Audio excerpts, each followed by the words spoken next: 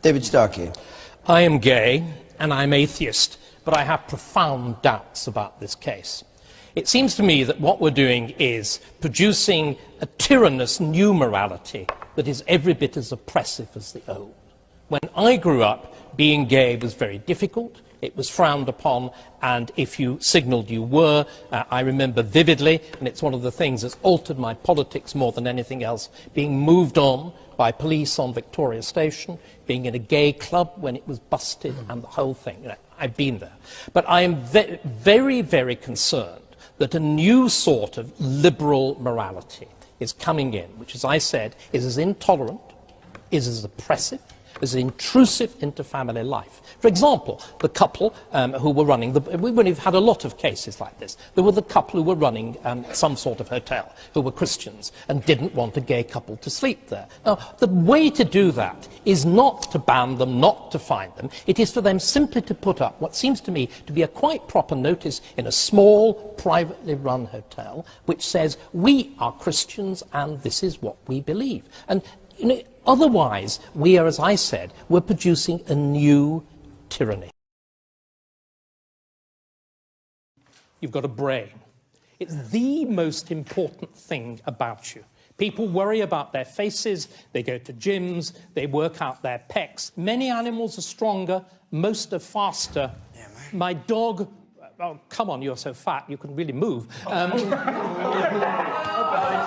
guarantee you. Yes, now, right. I can move faster than you, old man. Look at your glasses, man. This is personal abuse. Commenting on personal shit. I'll start commenting on you in a minute, mate, so don't start that, all right? Don't start that at all. Poor lad has got a problem. There are, with Jamie's food, there'll be lots of darting opportunities. Now,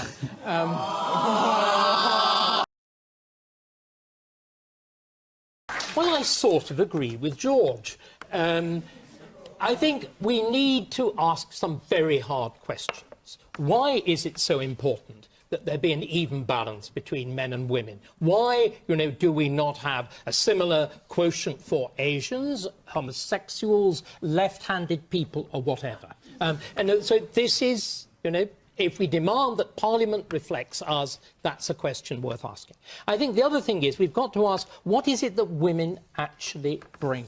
And this question, I think, needs answering, and it needs thinking about. Are we talking about simply social justice? Are we actually saying, as George was hinting, that women are supposed to do it differently? My sense in politics is that successful women are at least as brutal and nasty as the successful men, and Margaret Thatcher is an outstanding example. And the final point is, some of our very worst ministers have been women. No, just please let's confront this. Nobody's stopping you, just be brief. We had Estelle Morris, who at least had the merit of realising she couldn't do the job and resigned within a year. It's true, she knew she couldn't do it. And we had Jackie Smith, who, with intensely strong competition, is probably the worst Home Secretary ever, and was, of course, snout in the trough in the largest possible way. So, sorry, women are not a panacea. They don't bring a miracle. They don't do mysterious good. Sorry, can we all start to be adult and think? We have this awful, idiotic PC politics. What we've got to recognise, I said nothing about Scotland. I said a great deal about the SNP. The SNP is a virulently nationalist party of a type that we have not had in Britain. It models itself on the continental extreme nationalist movements of the 1930s. That's when it's founded. It's time we call things by their proper names. That's all I'm trying to do. I'm not saying they're about to set up concentration camps. I'm not going to say that we're going to see a Kristallnacht of English businesses in Edinburgh. Of course we're not. But the resemblances are striking and are worrying. We've spent years fussing in Britain about completely minor fringe things like the BNP and whatever. They are nothing compared with the Scottish Nationalist Party, which has seized control of a whole country and is pushing this kind of radical agenda. They talk about civic nationalism. The word civic is merely a fig leaf, or perhaps bearing in mind that it's Scotland, a jockstrap. You say they seized control, 50% of the population voted for them. Yes, of course. But, sorry, lots of people have voted for very unpleasant leaders. I shan't mention the word Hitler. I mean, sorry, democracy doesn't always get it right. I believe you have a house in America, Mr. Starkey. I have a house in America. I was wondering, where are you domiciled for tax purposes? I am domiciled here, and I pay full taxes. And can I just say, as you have chosen to be personal and invidious, let me share a little story with you. One of the great things that is essential to Britishness is a sense of public duty, that you do things for nothing with organisations that can't pay. Ms. Penny, who has been advertising these great left-wing virtues, and I were due to debate for a very impoverished little society called the Thomas Paine Society on the virtues of a republic on the one hand and a monarchy on the other. I was prepared to do it for free. She insisted on trying to charge such a large fee that the event had to be cancelled. Now, I think that is as mean and grasping as some runt comedian, and I will not be lectured to by a jumped-up public school girl like you. I came from the bottom, and I will not have it. Excuse me.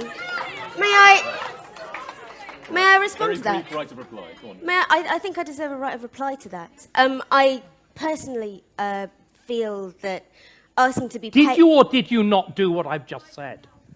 I was going to respond to that, but... Why not do it straight away? Did you or did you not claim such a large fee that the event had to be cancelled? No, I didn't, Mr. Well, Starkey. then every member of the committee is lying, and you, clearly as usual, are telling the truth. No, this is not what was said to me. I have emails. That wonderful, wonderful method of tracking. No, I don't think I'm going to respond to it. One of the reasons the event was cancelled partly because they couldn't find a speaker in time because they were trying to fly me out, and part of the reason that the cost for that on top of my being asked to be paid for 2 days' work because I actually don't earn very much. Well, they had two pretty good speakers there already. Well, no, she backed out because she wasn't being paid. Anyway, I'm sorry, excuse me. We're